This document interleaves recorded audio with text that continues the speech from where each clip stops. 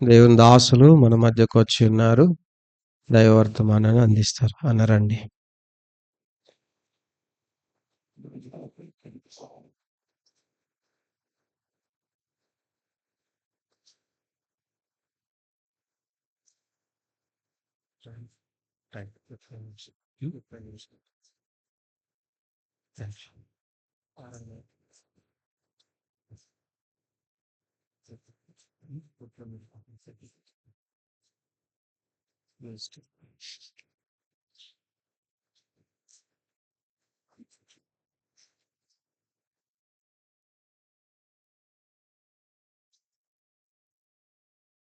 దేవుని వాక్యంలో నుండి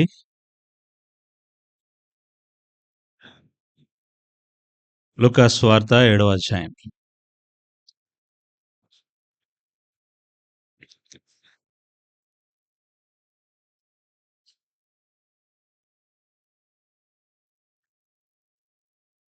ప్రభును ఆత్మ సత్యములతో ఆరాధించే దాని కొరకై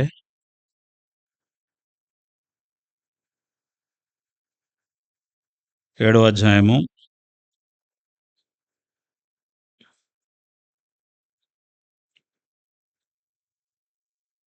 48వ వచనము 49, 50 వచనాలు అందరం కలిసి చదువుదాం. చదవగలిగిన వాళ్ళు పెద్దగా చదవడానికి ప్రయత్నం చేయండి.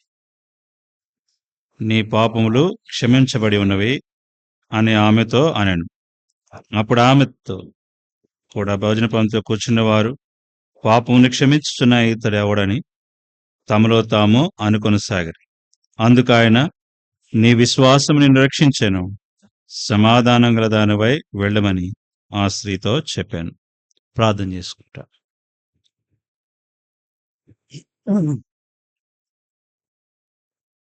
ప్రేమ కలిగిన మా ప్రియ పరలోకపు తండ్రి, పరిశుద్ధుడును మహాగణుడైన దేవా, ఆకాశ మహాకాశములు పట్టచాలని అద్భుతకరుడా, ఆశ్చర్య కార్యములు చేయు శక్తి కలిగిన మహాప్రభావం కలిగినటువంటి అద్వితీయ దేవా, మీకెంతో వందనములు చెల్లిస్తున్నాం.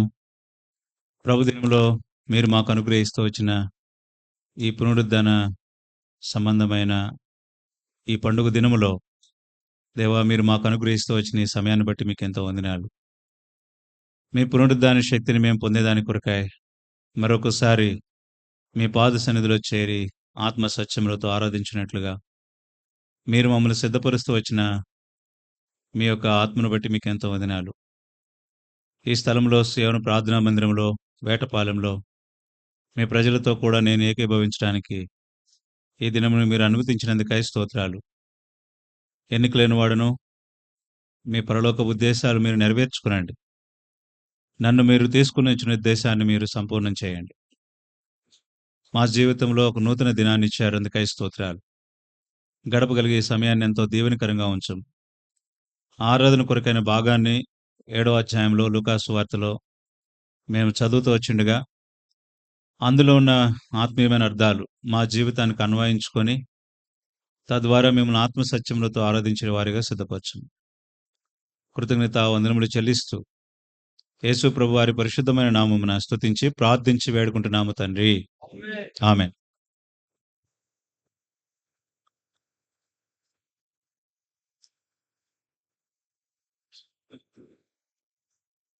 ఈ లూకా సువార్త 7వ అధ్యాయంలో మీ అందరికీ బాగా పరిచయమైన సంఘటనే. అయితే ఈరోజు ప్రభు మనతో నూతనంగా మాట్లాడేదాని కొరకై, మన హృదయాలు సిద్ధపరచుకునే దాని కొరకై మనం సిద్ధపడతాం. దేవుని వాక్యంలో నుండి మరి లూకా సువార్తలో మనం చదువుతూ వచ్చిన 48వ వచనాన్ని,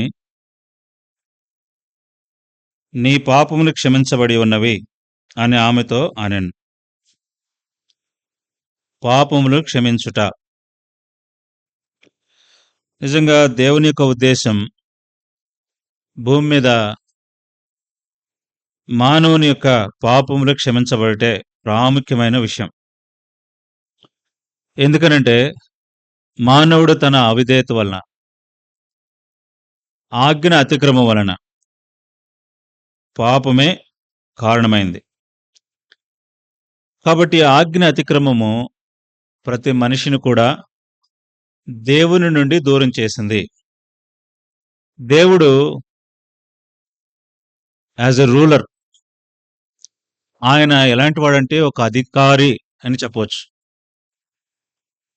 ఆయన ఎలాంటి వాడో దేవుని వాక్యము ద్వారా మనం చూస్తూ వస్తుంటాం. ఆయన యొక్క ఆధిపత్యం, ఆయన అధికారం ఎలాంటిదనంటే, ఆయన మాట ఇస్తేనే భూమి ఆకాశంలో ఉన్నవన్నీ కూడా నిరూపించబడ్డాయి. వాటంతట అవి సృజించుకున్నాయి. వాటంతటికి అవే కలుగుతూ వచ్చాయి. దేవుని యొక్క ప్రభావం, దేవుని యొక్క మాట ఎంత శక్తి కలిగినది అనంటే, ఆయన మాటలో ఉన్నటువంటి ఆ శక్తి, ఆ ఒక ప్రభావం భూమిలో ఉన్న సమస్తమును కూడా వాటి వాటి కాలాల్లో, వాటి వాటి పరిధిలో, వాటి వాటి క్రమం తప్పకుండా వాటిని నెరవేరుస్తున్నాయి. కానీ మనిషి మాత్రం అలా లేడు. దెర్ ఇస్ అన్ డిఫరెంట్ అన్నమాట.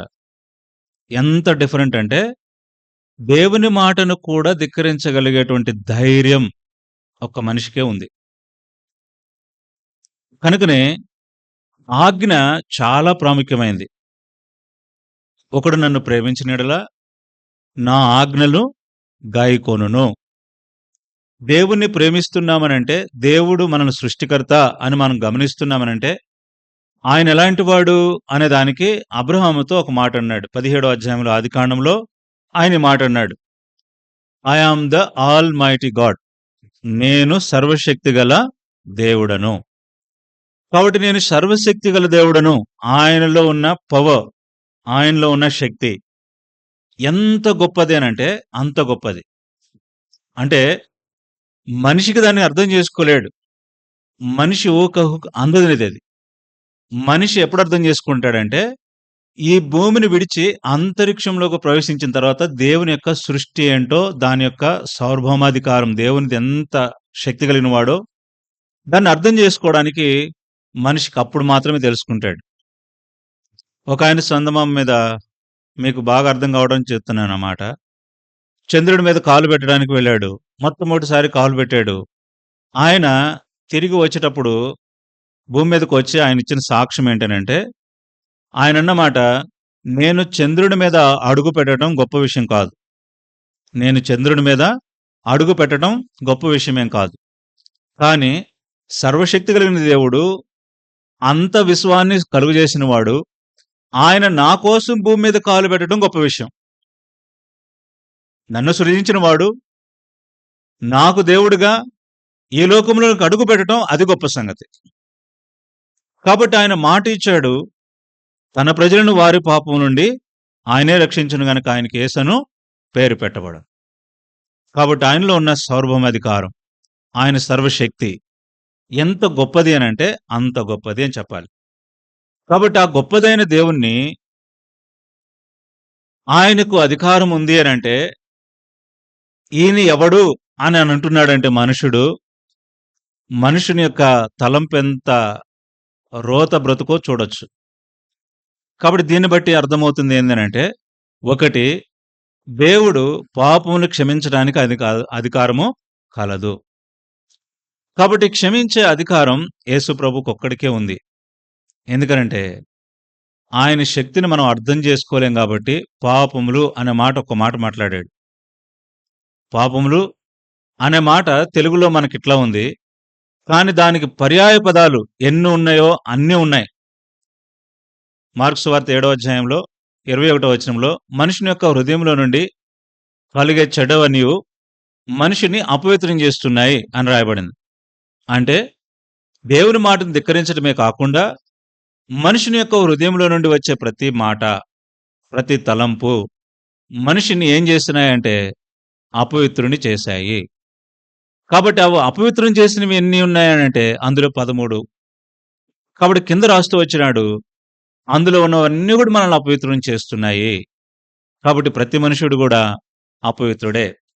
మొదటి యోహాను రాసిన పత్రిక 1వ అధ్యాయం 9వ వచనంలో రాయబడింది, యేసు రక్తము ప్రతి పాపం నుండి మనల్ని పవిత్రులుగా చేయండి. హెబ్రీ రాసిన పత్రిక 9వ అధ్యాయంలో రాస్తాడు, నీ మనస్సాక్షిని అంతకన్నా ఎక్కువగా శుద్ధి చేస్తాడు. యేసు ప్రభు యొక్క రక్తము కోడెలు, గొర్రెలు, మేకలు, పావురములు, లేకపోతే పశువులు, చతుష్పాద జంతువుల యొక్క రక్తముతో కాక ఆయన యొక్క అమూల్యమైన రక్తము చేత మనల్ని పవిత్రులుగా చేయడానికి ఇష్టపడ్డాడు. ఇంకా దీన్ని బట్టి చెప్పాలంటే ఆయన మాటలో శక్తి ఉంది. ఇప్పుడు ఆయన రక్తంలో కూడా శక్తి ఉంది. ఇంకా చెప్పాలంటే మూడోది ఆయన పునరుద్ధానం యొక్క శక్తి. ఆయన పునరుద్ధానం యొక్క శక్తి. ఆ పునరుద్ధానం యొక్క శక్తి ఎలాంటిదనంటే ఆయన ప్రాణం పెట్టగలడు, దాన్ని తిరిగి తీసుకొనగలడు. కాబట్టి మానవుడు ప్రాణం పెట్టగలడే గాని దాన్ని తిరిగి తీసుకోలేడు. కాబట్టి ఈ రోజున ప్రతి మనిషిని కూడా దైవత్వాన్ని అర్థం చేసుకోవడానికి, దేవుని యొక్క శక్తిని అర్థం చేసుకోవడానికి, దేవుని యొక్క మాటను అర్థం చేసుకోవడానికి మనిషి ప్రతిసారి పొరపాటు పడుతూనే ఉన్నాడు. అందుకని యేసుప్రభువు ఈ మాట అన్నాడు, మీరు లేఖనములు గాని దేవుని వాక్యమును గాని అర్థం చేసుకోలేక పొరపడుతున్నారు అని అంటాడు. కాబట్టి ప్రతి మనిషి కూడా దేవుని మాటను ఎలాగ అర్థం చేసుకుంటున్నాడు అంటే పొరపాటునే అర్థం చేసుకుంటున్నాడు. ఎందుకనంటే యుగ సంబంధమైన దేవత కాబట్టి మనోనేత్రాలకు ఏం కలుగజేసింది? గుడ్డితనం కలుగజేసింది. అందుకే భక్తుడు అంటాడు, నా మనోనేత్రాలు తెరువయ్యా, నీ ధర్మశాస్త్రమందు ఆశ్చర్యమైన సంగతులు చూచినట్లు అంటాడు. కాబట్టి ఈ రోజున పాపమును క్షమించేటువంటి యేసుక్రీస్తు ప్రభు వారి గురించి మనం కొన్ని విషయాలు తెలుసుకున్నాం. ఆయన అధికారం ఎలాంటిది, ఆయన ఎలాంటి వాడు, ఆయన శక్తి ఎలాంటిది, ఆయన రక్తంలో ఎంత పవిత్రత ఉంది, అలాగే ఆయన పునరుద్ధానంలో ఎంత శక్తి ఉంది. ఈ 3 విషయాలు తెలుసుకున్నాం. ఇప్పుడు రెండవదిగా ఆయన ఎవడు? వాళ్ళన్నమాట అదే కదా, ఎవరైనా పాపమును క్షమించడానికి ఈయనెవరు? పాపమును క్షమించేది ఆయనే, కానీ ఈయనెవడు? వాళ్ళు వేసిన క్వశ్చన్ అదే. కాబట్టి ప్రతి మనిషి కూడా ఈయన ఎవరు, ఈయన ఎలా ఉంటాడు, ఎలా ఉంటాడో చూడాలి, ఈయన కార్యాలు ఎలా ఉంటాయో చూడాలి అని వచ్చిన వారు చాలా తక్కువ మంది. కానీ తనను అర్థం చేసుకోవడంలో, యేసుప్రభుని అర్థం చేసుకోవడంలో చాలా మంది పొరపాట్లోనే ఉన్నారు. అంటే మొదటి పొరపాటు ఏంటంటే పాపములను క్షమించే అధికారం ఈయనకి ఎవరిచ్చారు అనేది మొదటిది, ఈయన ఎవడు అనేది రెండవది. ఈయన ఎవడు అనే దాంట్లో ఇప్పుడు రెండవది మనం చూడబోతున్నాం. అది 19వ అధ్యాయం లూకాసు వార్తలో ఆయన ఎవరో అని చెట్టెక్కాడు ఒక ఆయన. మీరు చాలా స్పీడ్గా ఉన్నారు. కాబట్టి జక్కయ్య ఎంత గొప్పవాడు అంటే ట్యాక్స్ కలెక్టర్. ఆయనకున్న ఆస్తి ఒక్క వంతు జీతం అయితే 4 గంటలు సంపాదించుంచాడు. అంటే తనకు కావలసిందేంటో ఆయనకు ముందే తెలుసు. బ్రతకటానికి కావలసిన 4 మెతుకులు అనుకుంటాం. జానెడు పొట్టు కోసం జాతకాలు చెప్పుకొని బ్రతికే వాళ్ళు చాలా మంది ఉన్నారు కదా. జాతకాలు అంటే ఏంటి? రకరకాలైన మాటలు, రకరకాలైన పద్ధతులు, రకరకాలైన తలంపులు. కాబట్టి ప్రతి మనిషి కూడా ఏదో ఒక రకంగా మానవుడు సంపాదించుకోవాలి, బ్రతకాలి, జీవించాలి అన్న ఆతృతతో జీవిస్తున్నాడు. ఇటువంటి ఆతృత కలిగినటువంటి వాడిలో జక్కయ్య కూడా ఒకడు. కానీ ఇతనుకున్న పవర్, ఈయనకున్న శక్తి ఎలాంటిదనంటే అతడు ఏ రూపంలోనైనా సంపాదించుకోగలడు, ఏ రూపంలోనైనా తనకు సంపాదించుకొని దగ్గర పెట్టుకోగలడు. అంత పవర్ ఉంది ఆయనకి. అంత శక్తి కలిగినటువంటి ఇతడు యేసు ప్రభు ఎవరో అని చూడాలని చెట్టెక్కాడు.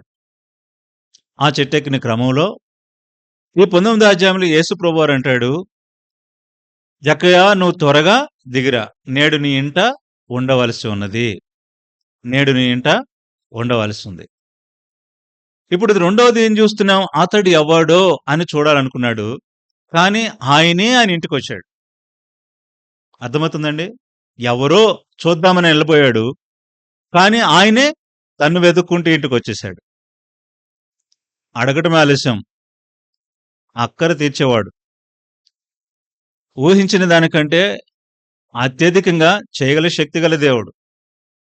అందుకని ఆయన ఆశగల ప్రాణాన్ని తృప్తిపరుస్తున్నాడు. ఆ తృప్తి ఎలాగిచ్చినాడు? జక్కయ్యనే వెతుక్కుంటూ వచ్చేశాడు.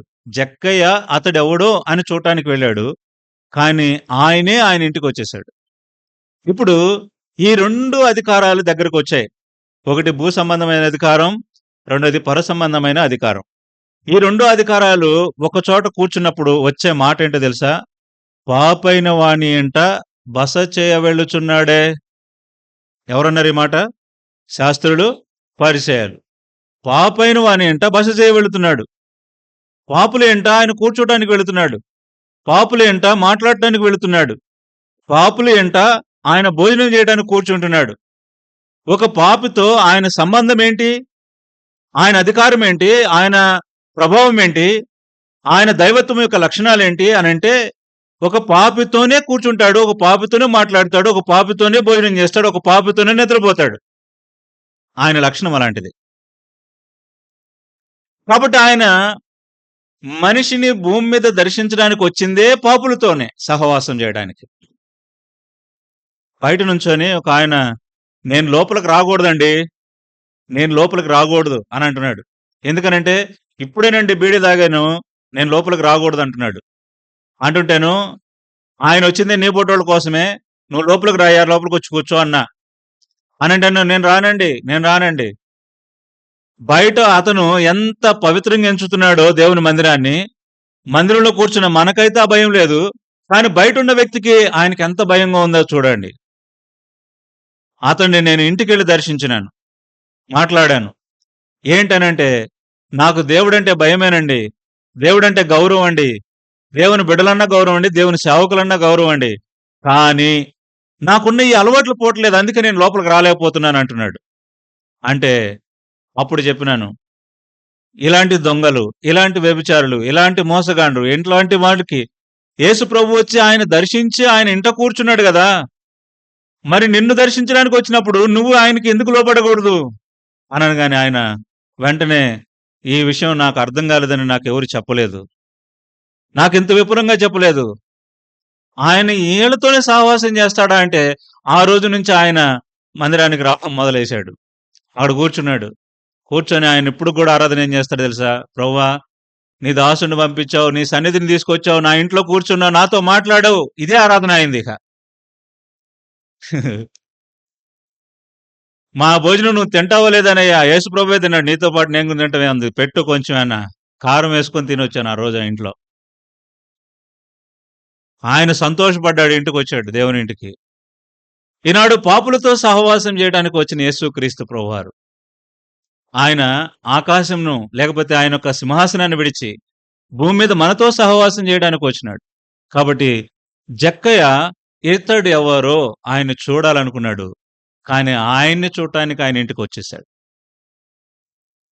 నిజంగా మనము ఏదో తలంచాము, కానీ మనల్నే దర్శించిన యేసు ప్రభువారు. మొదటిది, ఆయన పాపులనే ప్రేమించాడు, పాపుల కొరకే ఆయన ప్రాణమే పెట్టాడు. ఎంత అద్భుతకరుడైన దేవుడు, ఎంత ఆలోచనకర్త.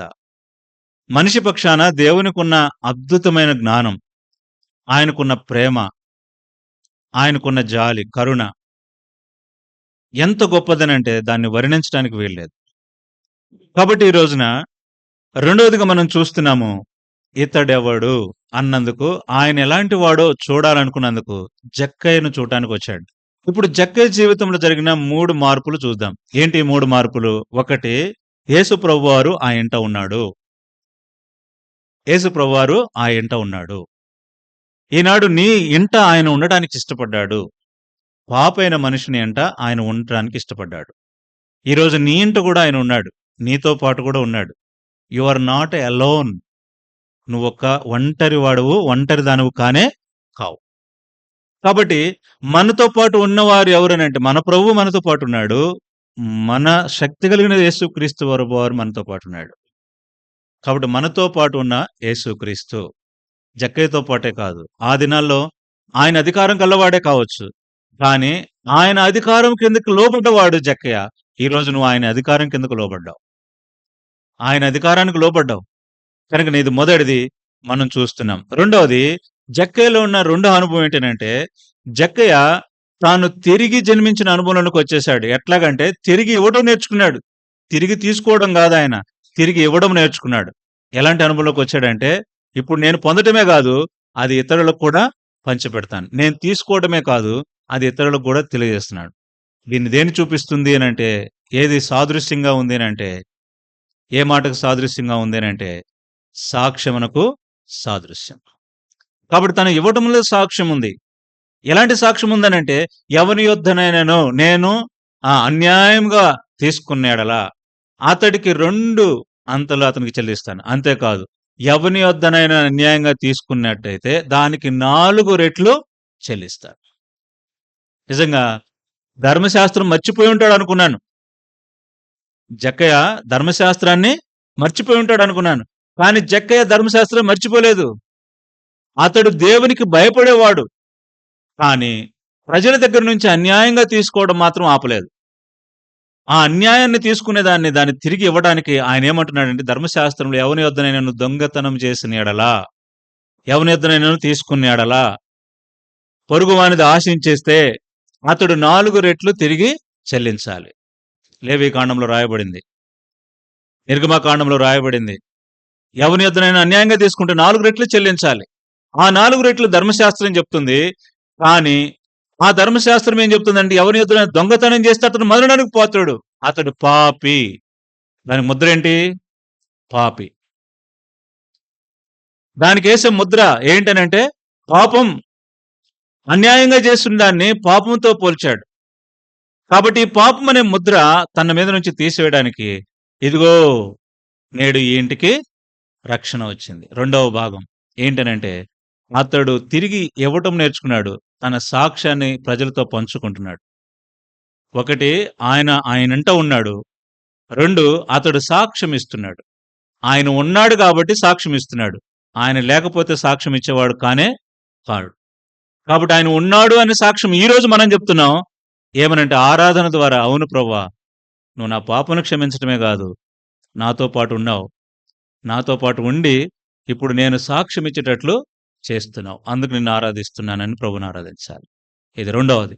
మూడవ సంగతి, ఇతడు చేసిన జక్కలో ఉన్న మూడో భాగం ఏంటంటే, ఆ మూడో భాగంలో తనకు కలిగిన దాంట్లో ప్రభుతో కూడా పంచుకోవడం, ప్రభుతో కూడా కలిగి ఉండడం, ప్రభు ప్రజలతో కూడా కలిగి ఉండడం. ఇందులో రాయబడలేదు కానీ చరిత్ర ఆధారాలు ఉన్నాయి, చరిత్రలో రాయబడ్డాయి.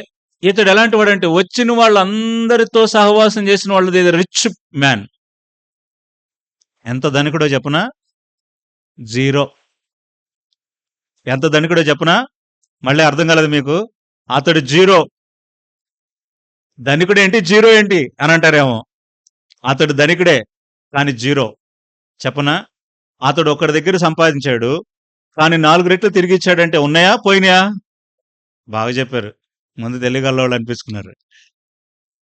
వేటపాలలో ఎంత తెలియగల ఉంటాడో కూడా లేదు. 4 రెట్లు తిరిగి ఇచ్చాడనంటే ఉన్నాయా పోయినాయా? పోయినాయి. అన్ని పోగొట్టుకున్నట్టే కదా. అన్ని పోగొట్టుకున్నాడు. అన్ని పోగొట్టుకొని ఇప్పుడు ఎవరిని సంపాదించుకున్నాడు? యేసుప్రభుని సంపాదించుకుంటే ఎన్ని ఉన్నట్టు? ఇప్పుడు నిజం చెప్పండి, అబద్ధం చెప్పొద్దు నాతో. మీ దగ్గర ఉన్నాయా పోయినాయా? ఉన్నాయా? ఉన్నాయని కొంతమంది చెబుతున్నారు, కొంతమంది పోయినాయి అంటున్నారు కదా. ఎందుకనంటే చాలా కష్టాలు పడుతున్నాం బ్రదర్. ఏం చెప్పమంటారు? ఈ వ్యాపారం చేశాను, అందులో పోయినాయి. అక్కడికి వెళ్ళి ఇచ్చాను, వాళ్ళు ఎగ్గొట్టారు. వీళ్ళకి చేశాను, వాళ్ళకి చేసింది కృతజ్ఞత కూడా లేదు. అన్ని పోయినాయి. అన్ని పోయినాయి అన్నవాళ్ళు కరెక్ట్. ఎందుకనంటే వాళ్ళు నీతిమంతులు, వాళ్ళు నీతిగా తీర్చబడ్డారని అర్థం. పోగొట్టుకున్న వాళ్ళు ధన్యులు, అన్ని పోయినాయి అన్నవాళ్ళు ధన్యులు. ఎందుకనంటే నీ దగ్గర ఉన్న సంతోషం ఏంటనంటే ఒక అబద్ధమైన జీవితం. నీ దగ్గర ఉన్నాయి అని అన్నావంటే అబద్ధమైన జీవితం, అబద్ధంలో బ్రతుకుతున్నావు అని అర్థం. బ్రతకాలంటే అబద్ధమే కదండి చెప్పేది. ఉన్నాయనంటే అబద్ధమే కదా చెప్పాల్సింది. అర్థం కావట్లేదు నా మాట. దేవుని వాక్యం చెప్తుంది, ఒకడు బ్రతకాలి అని అంటే సిలువేయబడాలి. ఒకడు నన్ను వెంబడించిన యెడల అతడు సిలువను మోయాలి. శ్రమ ఉంది అని అంటే నీ దగ్గర 0. You are not alone. కానీ ప్రభు నీతో కూడా ఉన్నాడు. కానీ 1 కొరింథీయులకు రాశాడు, మన దరిద్రులమై ఉండగా ఆయన ధనవంతుడై ఉన్నాడు. ఆయన ధనవంతుడై ఉండి మనల్ని ధనవంతులుగా చేయడానికి ఆయన ఇప్పుడు చెప్పండి, మీరు ఆయన సంపాదించుకొని ఉంటేనేమో రక్షణలో ధనవంతులే. ఒకవేళ లేకపోతే ఇప్పుడు నీకున్న పరిస్థితి ఎలా ఉంది? దరిద్రతే. అంటే యేసు ప్రభు లేడు కాబట్టి నీకు అపనమ్మకం ఉంది, అవిశ్వాసం ఉంది. అవిశ్వాసం ఉంది కాబట్టి జీరో. విశ్వాసం ఉన్నట్టయితే అది ప్రభులో ధనికులమే. ఇంకా చెప్పాలంటే ఇప్పుడు ధనికులు అని చెప్పుకునే మనము యాజ్ ఎ రిచెస్ట్ పర్సన్ ఎవరున్నారా అంటే జక్కయ్య. ఎలా జక్కయ్య రిచ్ పర్సన్ అయ్యాడనంటే ఏంటో ప్రభుని సంపాదించుకోవడం ఒక వంతు, దట్స్ కరెక్టే. కానీ ఇప్పుడు అతడు ఎవరితో సహవాసం చేస్తున్నాడు? దేవుని ప్రజలతో సహవాసం చేస్తున్నాడు. ఇప్పుడు దేవుని ప్రజలతో సహవాసం చేసేటప్పుడు యేసు ప్రభు ఎక్కువ ఎవరితో సహవాసం చేశాడు? పేదలతో సహవాసం చేశాడా? ధనికులతో సహవాసం చేశాడా? పేదలతో చేశాడా? ధనికులతో చేశాడా? నా టైం ఎంతో తెలియదు. అన్న అరగంట చెప్పాడు. రైట్. ఇప్పుడు చెప్పండి, ఆయన ధనికులతో చేశాడా? పేదలతో చేశాడా? పేదలతో చేశాడు. రైట్. ఇప్పుడు మగ్దలేని మరియా, ఆమె పేదరాలా ధనికురాలా? పేద విధురాలా ధనికురాలా? ధనికురాలు. రైట్.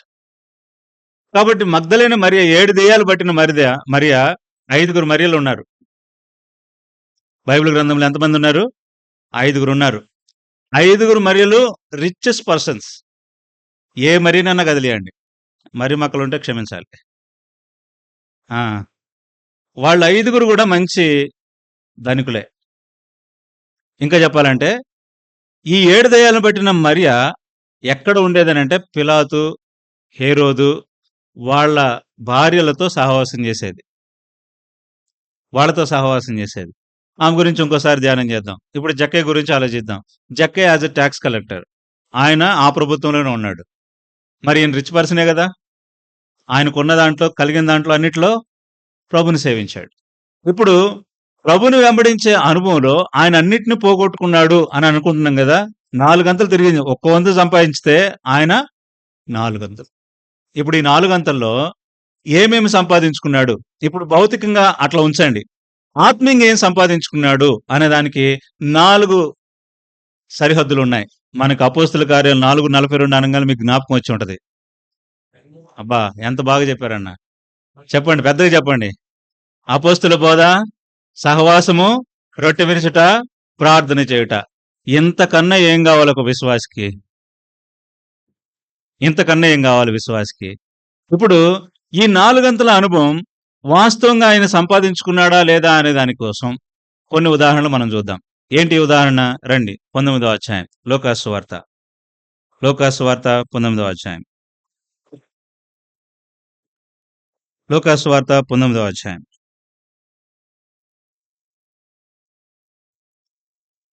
15వ వచనం. ఉమ్, ఉమ్, ఉమ్,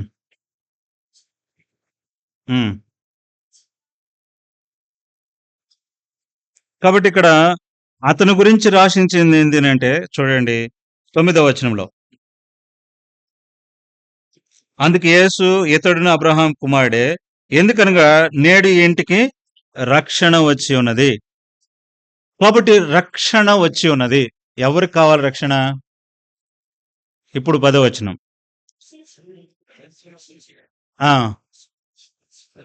ఇప్పుడు నశించిన దానికోసం వెతికి రక్షించాడు యేసు ప్రభు. ఇప్పుడు ఎవరికి కావాలి? నాశనం పొందుతున్న వారికి రక్షకుడు అవసరం, రక్షణ అవసరం. కాబట్టి జక్కయ్యలో ఎవరికి ఏ సహవాసంలో ఆయన ఉండటం ద్వారా ఆ ఇంటికి రక్షణ వచ్చిందో ఇప్పుడు మీకు అర్థమై ఉంటది. ఎలా వచ్చింది? అపోస్తుల బోధ, సహవాసము, రొట్టె విరుచుట, ప్రార్థన చేయడం ద్వారా ఆయనకు ఇంటికి రక్షణ వచ్చింది. ఆ ఇంటికి రక్షణ రావడమే కాదు, నశించిపోయే తన జీవితంలోనికి ఇప్పుడు వెతికి ఆయన రక్షించడానికి వచ్చాడు. ఇతడెవడో పాపమును క్షమించడానికి నీకు అధికారం ఎక్కడి నుంచి వచ్చింది? కాబట్టి అధికారి ఆయన. 3 విషయాలు మనం చూసాం. ఆయన ఎలాంటి అధికారం కలిగిన వాడంటే భూమి మీద ఉంది, పరలోకంలో ఉంది, భూమి కింద కూడా ఉంది ఆయన. 3 విషయాలు మనం ముందే చూసాం. ఆయనకి ఎంత అధికారం ఉందనంటే రక్తముల అధికారం ఉంది, మాటల అధికారం ఉంది, తర్వాత ఆయన పునరుద్ధానంలో కూడా అధికారం ఉంది. కాబట్టి పాపమును క్షమించటంలో 3 విషయాలు ఆయన ఎలాంటి వాడో అని గుర్తు చేస్తుంది. ఈయన ఎలాంటి వాడు అనంటే పాపులతో ఉన్నాడు, పాపులతో కలిసి ఉన్నాడు. ఇప్పుడు పాపులందరినీ వెతికి రక్షించేవాడై ఉన్నాడు. కాబట్టి 3 విషయాలు మనం చూసాం. కాబట్టి ఇప్పుడు మూడో సంగతి మీకు జ్ఞాపకం చేస్తాను.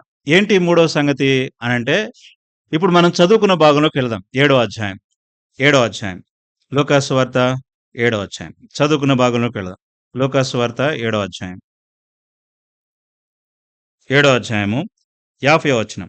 అందుకాయన నీ విశ్వాసమే నిన్ను రక్షించెను. చాలు. ఏంటంటే అది నీ విశ్వాసమే నిన్ను రక్షించాను. నీ విశ్వాసం నిన్ను రక్షిస్తుంది, మొదటిది. రెండవది, నీ విశ్వాసం నిన్ను స్వస్థపరుస్తుంది. నీ విశ్వాసం నిన్ను స్వస్థపరుస్తుంది. ఇప్పుడు నీ విశ్వాసమే నిన్ను బాగు చేస్తుంది. నీ విశ్వాసమే నిన్ను ఏం చేస్తుంది? బాగు చేస్తుంది. నేను ఎక్కువ వివరించడానికి సమయం లేదు కాబట్టి దాటేస్తున్నాను. ఈ 3 విషయాలు, ఒకటి నిన్ను రక్షిస్తుంది, రెండవది స్వస్థపరుస్తుంది, మూడవది బాగు చేస్తుంది. ఈయన సమస్తమును బాగుగా చేస్తున్నాడు. కాబట్టి ఆయన చేయగలిగినటువంటి సమర్థవంతమైన దేవుడు ఇతడెవడు అని మనం పొరపాటు పడ్డాం. ఆయన మాటను ధిక్కరించాం. ఆయన్ని ఎరుగక ఇప్పటికీ పొరపాట్లోనే ఉన్నాం. ఒకవేళ ఎరగకుండా ఉంటే, ఇంకా నమ్మకంగా ఉంటే, ఇంకా అవిశ్వాసంలో ఉంటే, ఇప్పుడు యేసు ప్రభునందు విశ్వాసం ఉంచు. ఆయన నీ కొరకు ఈ లోకానికి వచ్చినాడు. నీ కొరకు ప్రాణం పెట్టాడు. ఆయన మృతుల్లో నుంచి తిరిగి లేచాడు. ఆయన సజీవుడైన దేవుడు. ఆయన రాబోతున్నాడు. ఆయన నిరీక్షణ ఎలాంటిదనంటే, నిన్ను ఆయన వద్ద ఉండేదాని కొరకు, ఆయనతో పాటు నిన్ను లేపుకొని వెళ్ళేదాని కోసం, ఆయన అక్కడుండేదాని కోసం, ఆయనతో పాటు సదాకాలం ఉండేదాని కోసం ఆయన నిన్ను ఆహ్వానిస్తున్నాడు. నేడే రక్షణ దినం. ఆ రక్షణ పోగొట్టుకోవద్దు. నిన్ను వెతికి రక్షించడానికి వచ్చాడు. ఆ రక్షణ ఎంతో అమూల్యమైనది. ఇది నీకు ఉచితంగా ఇవ్వడానికి ఇష్టపడుతున్నాడు. చూడండి, రోమీయులకు రాసిన పత్రిక 3:24 వచనం ప్రకారం ఆయన నిన్ను నీతిమంతునిగా చేయడానికి ఆయన ఇష్టపడుతున్నాడు. ఆ నీతి కూడా ఉచితంగా నీకు ఇవ్వడానికి ఇష్టపడుతున్నాడు. ఆ యేసుక్రీస్తు ప్రభునందు నువ్వు విశ్వాసం ఉంచడం ద్వారా నీవును నీ ఇంటి వారును రక్షణ పొందుతారు. కాబట్టి ఇప్పుడు నీ విశ్వాసమే నిన్ను రక్షించు. కాబట్టి నీ విశ్వాసం నిన్ను రక్షిస్తుంది. విశ్వాసము ద్వారా రక్షణ అనేది చాలా ప్రాముఖ్యమైనది. ఎలాగా? రోమీయులకు రాసిన పత్రిక 10:17 వచనం ప్రకారం వినుట వలన విశ్వాసం కలుగును, వినుట క్రీస్తుని గురించిన మాట వలన కలుగు. ఆయన మాట ద్వారా మనకు రక్షణ ఉంది. కాబట్టి ఆయన వాక్యము ద్వారా ఆయన రక్షణ ఉచితంగా మనకు ఇస్తానికి ఇష్టపడ్డాడు. అందులో నిన్ను పాలుభాగస్తులుగా చేయడానికి ఇష్టపడుతున్నాడు. కాబట్టి నీ విశ్వాసమే నిన్ను రక్షిస్తుంది. కాబట్టి చూడండి, అక్కడ రెండవ సమాధానం గల దానివై వెళ్ళుము అనే మాట రాశాడు. రెండవ మాటగా అక్కడేం రాశాడు? సమాధానం గల దానివై వెళ్ళము. ఈ సమాధానం అనేది సాధారణంగా మనుషులు ఇచ్చే సమాధానం కాదు. ఇది నిజంగా నిబ్బరమైన హృదయంతో ఇక్కడి నుంచి వెళ్ళొచ్చు. నిబ్బరమైన హృదయంతో, సంతోషముతో, సంపూర్ణమైన ఆనందంతో, నా పాపములు యేసు ప్రభు క్షమించినాడు అని సంతోషంగా ఇక్కడి నుంచి నువ్వు బయలు వెళ్ళొచ్చు. నీ విశ్వాసం నిన్ను రక్షిస్తుంది. నువ్వు సమాధానం గల దానివే ఇక్కడి నుంచి వెళ్ళొచ్చు. కాబట్టి ఇక్కడ ఉన్నా, నువ్వు ఇంట్లో ఉన్నా, లేక ఈ లోకాన్ని విడిచి మంటిలో కలిసిపోయినా, నువ్వు ఇక్కడి నుంచి నువ్వు సమాధానం గల దానివే వెళ్ళవచ్చు. We are not fear about death. మనం మరణానికి భయపడే వాళ్ళం కానే కాం. కాబట్టి సమాధానం అనేది దేవుని ద్వారా మనకు అనుగ్రహించబడింది.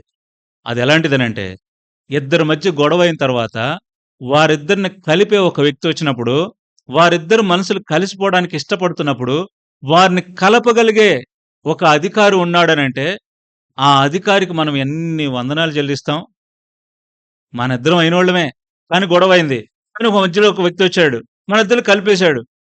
ఆ సంతోషం మళ్ళా ఎవరన్నా ఇస్తే కొట్టుకుంటారు. అందుకని అంటారు లోకంలో ఒక సామెత, మన్నించండి, భార్యాభర్తల మధ్యలో ఒకడు ఉండకూడదు, అన్నదమ్ముల మధ్యలో ఒకడు ఉండకూడదు. ఇంకా చెప్పాలి,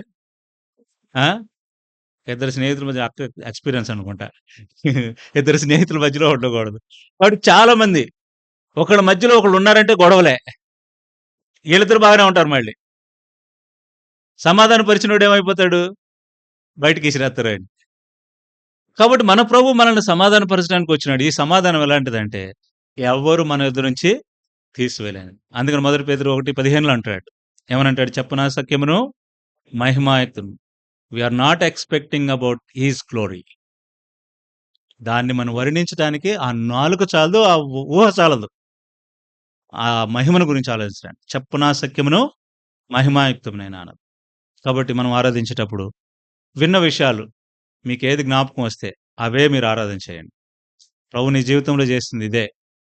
కాబట్టి రక్షణ అనేది దేవుని యొద్ద నుండి వచ్చింది. అది భూమి మీదకొచ్చింది. నీతో సహవాసం చేసింది. నిన్ను సమాధానంతో నింపింది. ఆరాధనలోకెళ్తాం.